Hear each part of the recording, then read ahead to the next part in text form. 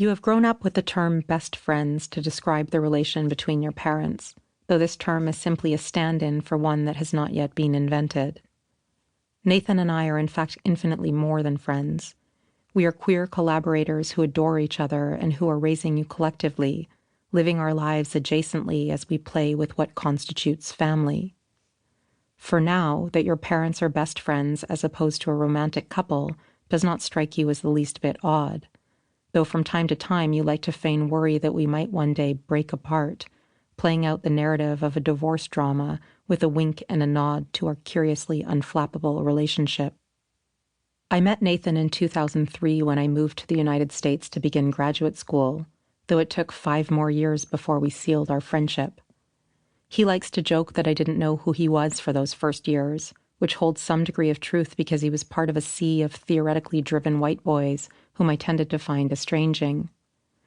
Years into our graduate educations, we had a chance encounter over the winter holidays in the office space shared by graduate students.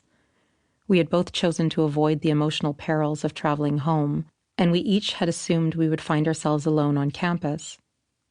A true pedagogue in the making, Nathan stumbled into the office carrying an enormous stack of photocopies, clearly over-preparing for a course he would be teaching in spring semester.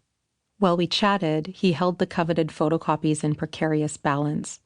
I was endeared by how preciously he treated his unruly cargo, a wealth of critical material that might change the world.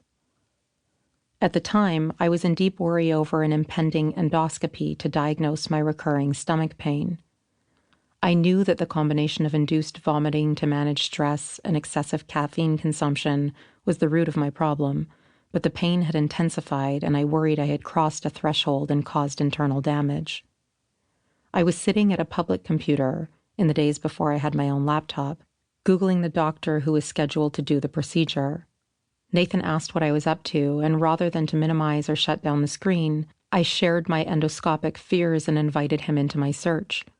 We laughed at the online image of the doctor who wore his hair in a thinning white comb-over, bantering about whether his style choice made us trust his professional prowess more or less. I felt oddly at ease,